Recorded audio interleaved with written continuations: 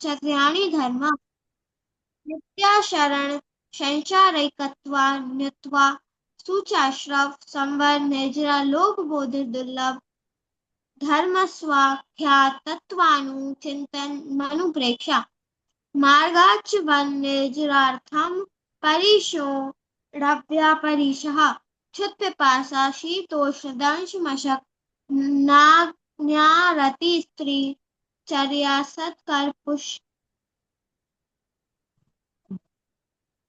निषद्या सय्या निषद्या संज्ञा क्रोशवद याचना लाभ रोग तृण स्पर्श मल सत्कार पुरस्कार प्रज्ञा ज्ञान दर्शनानि सूक्ष्म सांपराय छदमस्त छदमस्त छदमस्त वीतरागयोश्च चतुर्दश एकादश जने पादर सांपराय सर्वे ज्ञानावर्णे प्रज्ञा ज्ञाने दर्शन मोहांतरायो रदर्शना लाभौ चारित्र मोहे नाग्न्या नाज्ञा रीति स्त्री निषद्या क्रोश याचना सत्कार पुरस्कारा वेदनीय शेषा एकादिनो भाज्या युगपदे कस्मिन्ने कोनविंशति सामायिकच्छेदोप स्थापना परिहार विशुद्धि सूक्ष्म सांपराय यथाख्यात मिति चारित्रम अनशनाभ मोदर वृत्ति परिसंख्यान रस परित्याग विविध सय्या संकाय कलेश वायम तपा प्राश्चित विनय भैया व्रत स्वाध्याय व्युत्सर्ग ध्यानान्युत्तरम नव चतुर्दश पंच द्विवेदा यथाक्रमं प्राक ध्यानात् आलोचना प्रतिक्रमण तदुभय विवेक व्युत्सर्ग तपश्छेद परिहारोपस्थापना ज्ञान दर्शन चारित्रोपचारा आचार्योपाध्याय तपस्वी सैष ग्लान गण कुल संग साधु मनोज्ञाना वाचना प्रच्छनानुप्रेक्षाम्नाय धर्मोपदेशा ब्राह्म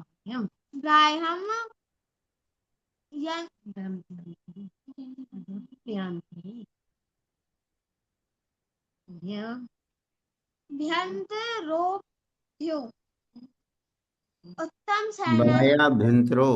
वाह्याभ्यन्तरो पद्धयो वाह्याभ्यन्तरोपद्यो उत्तम सहनस्यैकाग्र चिंता निरोधो ध्यान मान्तर्मुहूर्तात् आर्त रौद्र धर्मय शुक्लानि परे मोक्ष हेतु आर्तम मनोज्ञस्य संप्रयोगे तद्विप्रोगाय स्मृति संबंध वाहारा विपरीतम मनोजस्य वेदनायाश्च निदानं च तद्विरत देश विरत प्रमत्त संयतानां बस हिंसा एकदम बस संयतानाम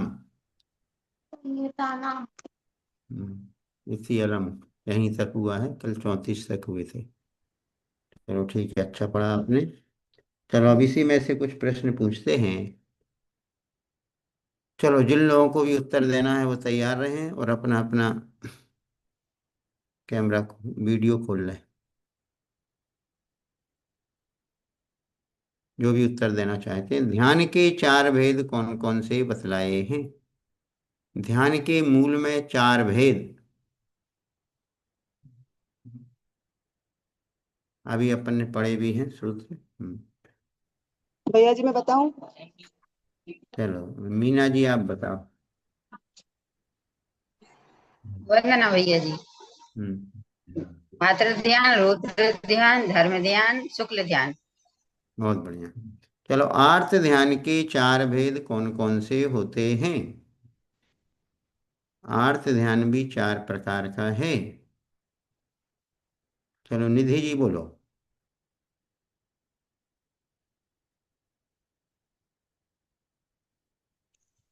वंदना भैया जी। भैया जी नहीं थे 2 दिन से क्लास में।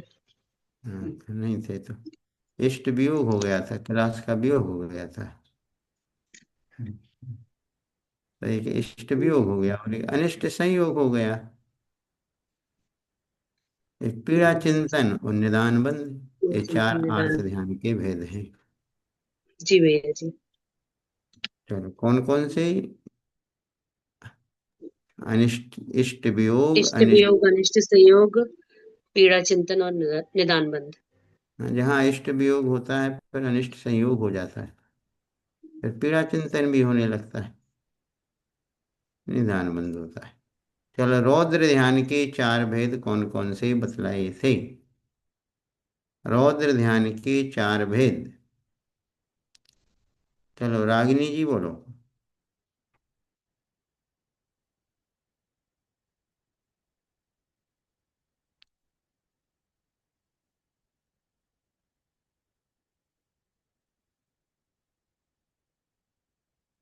रागिनी जी बोलना है आपको। रौद्र ध्यान के भैया चार।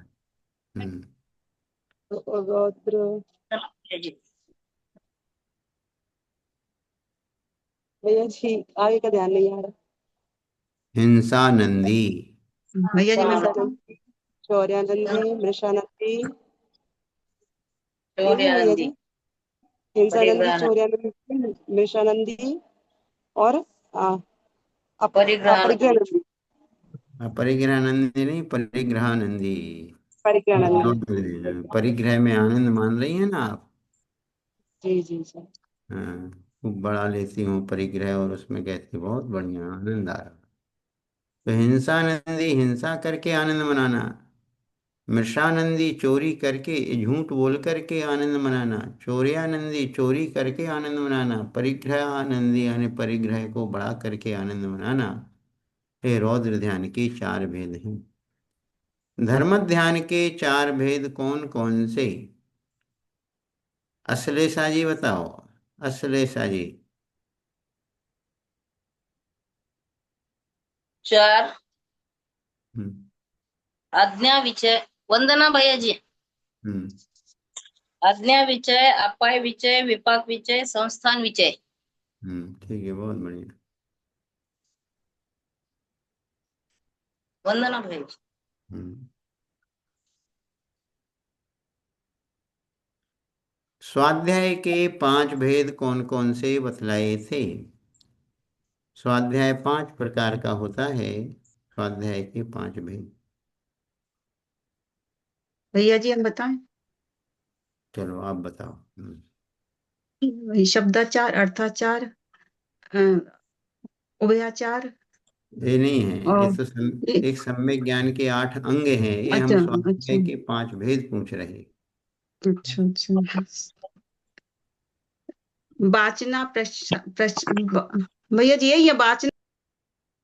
हाँ यही है।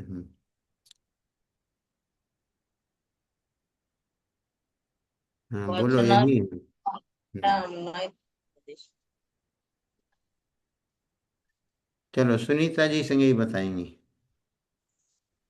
वंदना भैया जी। वाचना, प्रक्षना, अनुप्रेक्षा, आस्त्या और आमना, धर्मोपदेश। हाँ, चौथा नंबर का है आमनाय। आमना, आस्त्या और होता है 5वां है आमना, धर्मोपदेश। धर्मोपदेश। चलो इस नवम अध्याय में एक सूत्र है एकादश जिने। इस सूत्र का अर्थ क्या होता है? एकादश जिने।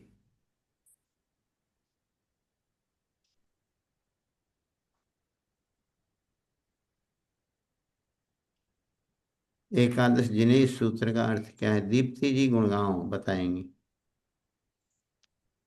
वंदना भैया जी ये अध्याय हमने भी बस कल से ही पढ़ा है, बीच में किया नहीं है। एकादश हाँ। मतलब भैया जी 11। और जिने मतलब? जिन्हें मतलब जिन भगवान। तो एकादश यानी 11 जिनेंद्र भगवान होते हैं। पता नहीं भैया जी पढ़ा नहीं है प्रकट। ये भैया जी, कल ही क्लास चलो। कल से ज्वाइन की है। चलो ठीक। चलो कोई बताएगा एकादश जिने, इस सूत्र का अर्थ क्या है? कौन सा सूत्र है भैया जी वो? भैया जी हम बताएं? हाँ, इतने में देख लिया होगा, अब हम बताएं। चलो, ये बताएगी, दर्शिका बताएगी एकादश जीने का मतलब क्या है।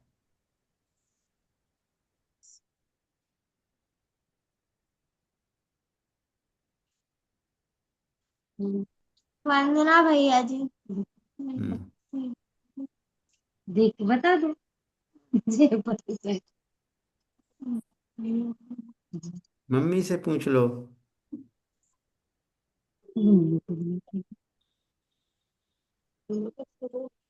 भैया जी नहीं पता। अरे तो मम्मी से तो पूछ लो कि मम्मी इसका मतलब क्या है एकादश जीने। भरोसा तो करो मम्मी के ऊपर।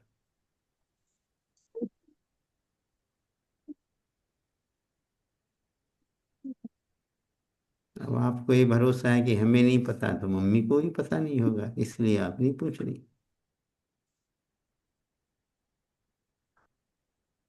चलो आराधना जी बोलो, आप बोलो एकादश जिने। भैया जी 11 परिसर भगवान हाँ, के 14 परिसर में से 3 कम हो जाते हैं तो 11 परिसर हाँ, परिसर एकादश दिन। टोटल 22 होते हैं, तो उसमें बतलाया है कि जिन्हें यानी अरिहंत भगवान के एकादश यानी 11 परिसर होते हैं। क्योंकि बतलाया था कि 12वें गुण स्थान तक चतुर्दश यानी 14 परिसर होते हैं। अब यहाँ पर 13वें गुण स्थान की चर्चा हो रही है, तो बतला दिया उन 22 परिसरों में से एकादश जिन्हें जिनेन्द्र भगवान यानी अरिहंत भगवान के 11 परिचय होते हैं उपचार से। बादर सांप्राये सर्वे, इस सूत्र का अर्थ कौन बताएगा। ये सब हम पढ़ा चुके हैं आपको 9वें अध्याय में। बादर सांप्राये सर्वे, राहुल जी शिवपुरी बोलो, बादर सांप्राये सर्वे इस सूत्र का मतलब क्या है। भैया जी मैंने वो शुरू की क्लास अच्छा, नहीं पढ़े, चलो। बस वो तो सब लोग छोड़ते रहते हैं, पढ़ते रहते हैं, बस भैया जी नहीं कहते कि ये क्लास हमने नहीं पढ़ाई। क्यों निधि। सब कह देते हैं कि 2 दिन की क्लास नहीं पढ़ी, कोई कहता है 4 दिन की नहीं पढ़ी, कोई कहता है हमने ये अध्याय नहीं पढ़ा। भैया जी कभी नहीं कहते कि ये हमने नहीं पढ़ाया।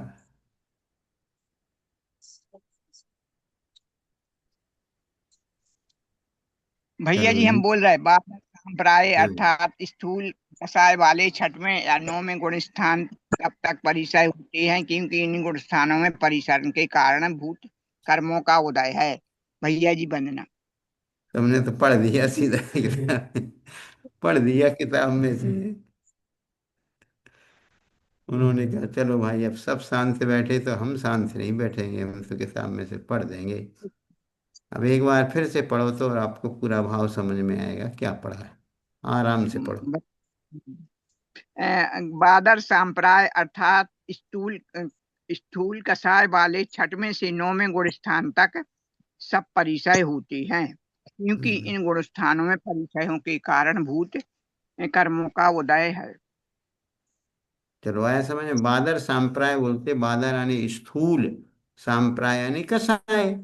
जहां पर कषाय स्थूल होती है, तो देखो 10वें गुण स्थान में कषाय सूक्ष्म हो जाती है, इसलिए उस गुण स्थान का नाम है सूक्ष्म सांप्राय। उसके पहले जो गुण स्थान है वो कहलाते बादर सांप्राय। और ये परिसयों की चर्चा मुनि राजों से की जाती है, तो मतलब 6वें गुण स्थान से लेकर के 9वें गुण स्थान तक कसाय बादर कहलाती है, क्योंकि वहां पर कर्म का उदय पाया जाता है। इसलिए 6ठे से 9वें गुण स्थान तक सभी परिचय होते हैं। बादर सांप्राय यानी स्थूल कषाय वाले मुनिराजों को। और स्थूल कषाय मतलब 6ठे से लेकर 9वें गुण स्थान तक कषाय स्थूल होती है। सर्वे यानी सभी परिचय होते हैं। एक जीव में एक साथ अधिक से अधिक कितने परिचय हो सकते हैं। भुवि, भुवि हैं क्या कक्षा में।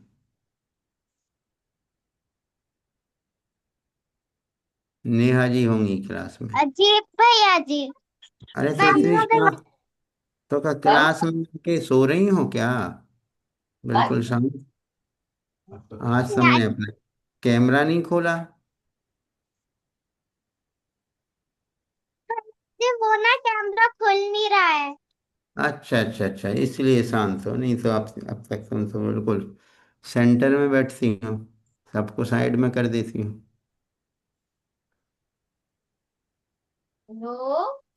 जी भैया जी। हाँ जी भैया जी। चलो, आपको कितने परिचय होते हैं? भैया जी नहीं पता। अच्छा, परिचय का मतलब तो जानती हो क्या होता है? भूख भैया लगती जी है? नहीं पता। भूख लगती है? जी भैया जी। प्यास भी लगती है? जी भैया जी। नींद भी आती है? जी भैया जी। तो सारे परिचय होते हैं आपके ऊपर। जी भैया जी। दीदी परेशान करती है? जी भैया जी। मम्मी पापा ठुकाई लगाते हैं? नहीं भैया जी। नहीं लगाते? अच्छा, नहीं कभी भैया जी। कभी भी नहीं? भैया जी पापा ने नहीं लगाया, बस मम्मी ने मारा नहीं है, बस डांटा है उन्हें। अच्छा, डांटा है, मम्मी डांटती है, और पापा कभी डांटते भी नहीं है? भैया जी कभी कभार डांटते, लेके ना मारते नहीं है, ना मम्मी मारती है ना पापा मारते हैं। चलो, अब तो छोटी हो ना तुम, इसलिए। और दीदी दीदी को होता है परिचय, ठुकाई पिटाई जी ठुकाई का? होता है। होता भैया जी है? होता है। हाँ हाँ हाँ, ठीक ठीक। बिल्कुल सत्य बोल देती है वो भी, है। पहले मारो बड़ी थी।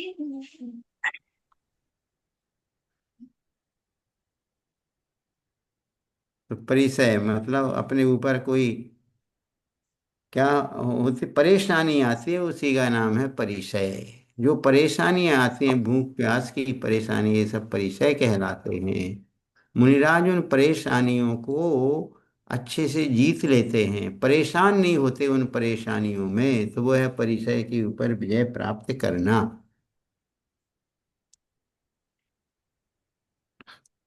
तो एक जीव में एक साथ अधिक से अधिक कितने परिचय हो सकते हैं? सोनम जी 19। बताएंगी? सोनम जी, ललितपुर। बनना भैया जी। भैया जी हम्म, 22 परिस है।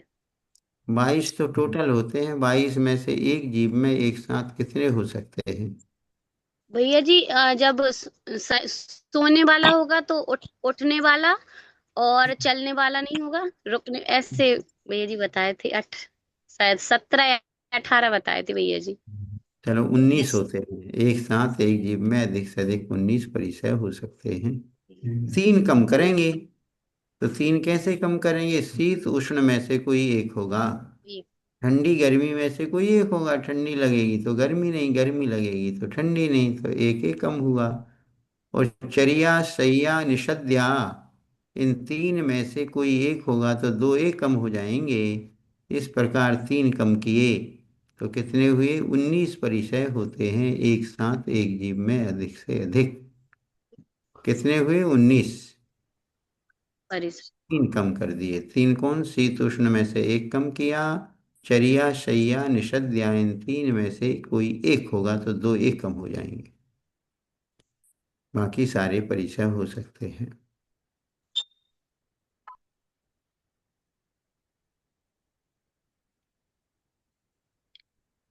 अब आज अपन आगे की सूत्र पढ़ते हैं। चलो निधि बोल दो, कौन से कहाँ से आपके छूट गए, आज ही पढ़ा दें।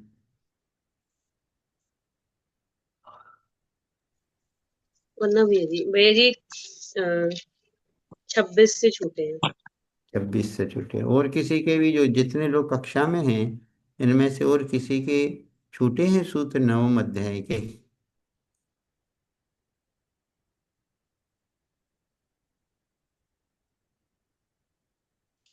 चलो दीप्ति जी, आपके कहाँ से छूटे? दीप्ति जी, गुड़गांव। भैया जी 9वां अध्याय शुरू से छूटा है, आपने अष्टानिका के बाद शुरू किया था, तब क्लास नहीं करी 5-6 दिन।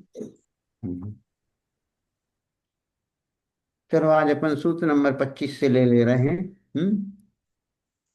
25 नंबर के सूत्र से ले रहे हैं, तो सब लोग जिनके भी ग्रुप होंगे कर लेंगे। 25 नंबर के सूत्र में ये स्वाध्याय के भेद बतलाए हैं कि स्वाध्याय कितने प्रकार का होता है। तो स्वाध्याय के 5 भेद होते हैं। वाचना, प्रच्छना, अनुप्रेक्षा, मनाय, धर्मोपदेशा।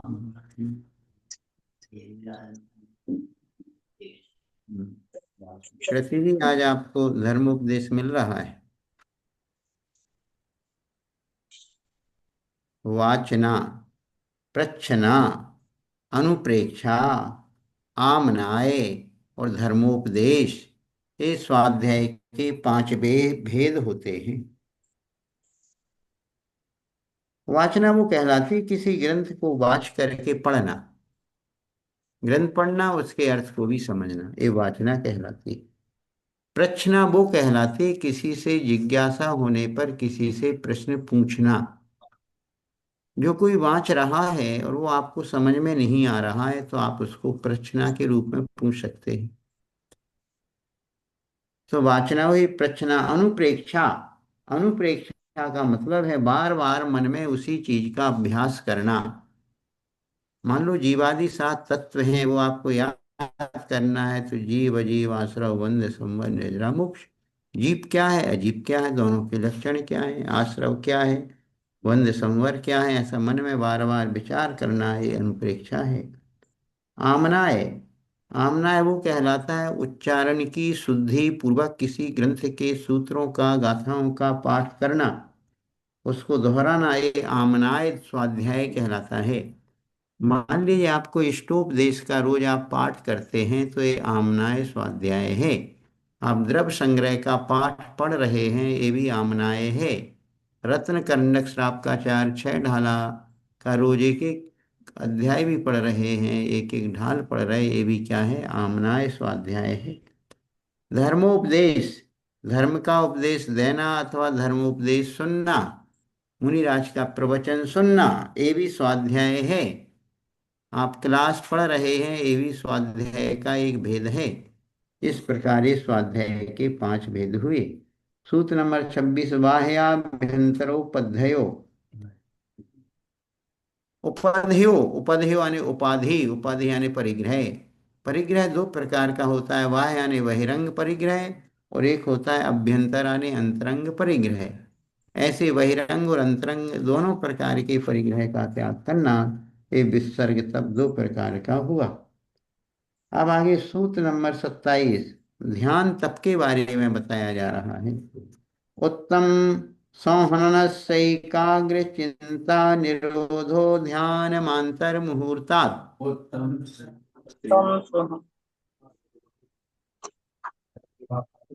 सहनस्यैकाग्र चिंता निरोधो ध्यान मांतर मुहूर्तात्।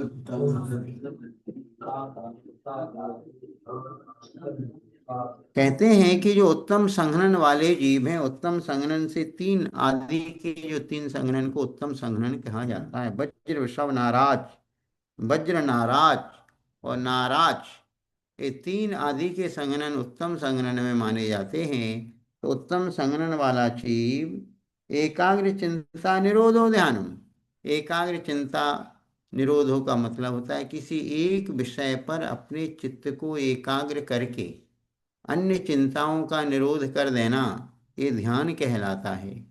हमारा चित्त बार बार बाहर भटकता है, अनेक पदार्थों को स्पर्श करता है, तो एक स्थान पर अपने चित्त को एकाग्र करना और बाहर के सारे विकल्पों को त्याग कर देना, ये ध्यान कहलाता है। और वह ध्यान भी अंतर मुहूर्त तक ही होता है। इसके वो भी उत्तम संघनन वाले जीव हैं।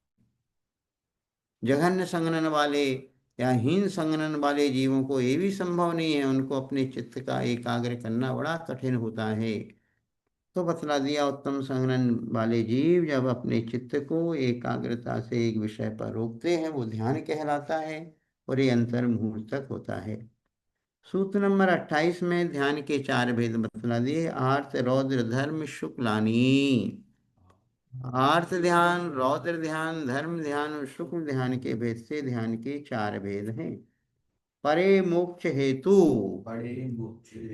परे यानी अंत के दो ध्यान अर्थात धर्म ध्यान और शुक्ल ध्यान मोक्ष हेतु यानी मोक्ष के कारण हैं। देखिए, धर्म ध्यान तो परंपरा से मुक्ति का कारण होता है, साक्षात मुक्ति धर्म ध्यान से नहीं मिलती। लेकिन शुक्ल ध्यान से साक्षात मुक्ति मिलती है। लेकिन शुक्ल ध्यान डायरेक्ट कभी नहीं होता है, पहले धर्म ध्यान होगा उसके बाद ही शुक्ल ध्यान होगा। और धर्म ध्यान भी कभी डायरेक्ट नहीं होता, पहले आर्त रौद्र ध्यान छूटते हैं तब धर्म ध्यान होता है। आर्त रौद्र ध्यान से मुक्ति, तभी धर्म ध्यान में प्रवृत्ति, और धर्म ध्यान से फिर जीव आगे बढ़ता है तो शुक्ल ध्यान में पहुंचता है। और शुक्ल ध्यान से भी जब ऊपर उठता है तो उसको मोक्ष की प्राप्ति होती है। तो परे मोक्ष हेतु का मतलब है अंत के दो ध्यान, धर्म ध्यान और शुक्ल ध्यान मोक्ष के कारण है। अब आगे सूत्र नंबर 30 में बतलाया जा रहा है अनिष्ट संयोगज आर्त ध्यान क्या है। अनिष्ट पदार्थों का से आर्थमा मनोज्ञस्य संप्रयोगे तद विप्रयोगाय स्मृति समन्वाहारः।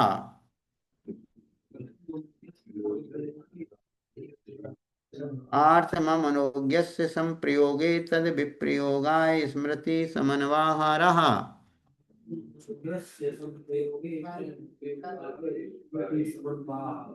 अमनोज्ञ यानी अमनोज्ञ पदार्थ का, अमनोज्ञ मतलब अनिष्ट पदार्थ का। मनोज्ञ का अर्थ इष्ट होता है और अमनोज्ञ का अर्थ अनिष्ट होता है। इष्ट किसे कहते, जो हमारे अनुकूल होता है, हमें अच्छा लगता है, वो इष्ट कहलाता है। जो हमारे लिए अच्छा नहीं लगता है, प्रतिकूल होता है, उसको अनिष्ट बोलते हैं। तो अमनोज्ञ से संप्रयोगे यानी अनिष्ट पदार्थ का संयोग प्राप्त होने पर तद विप्रयोग आए, उसके वियोग के लिए अर्थात उसको दूर करने के लिए, अनिष्ट पदार्थ को हटाने के लिए स्मृति समन्वाहारा यानी बार बार चिंतन करना। जो हमारे चित्त में बार बार वही विचार आता है कि कब हटे, कब हमसे दूर होवे, इसका नाम क्या कहलाता है, अनिष्ट संयोग नाम का अर्थ ध्यान कहलाता है।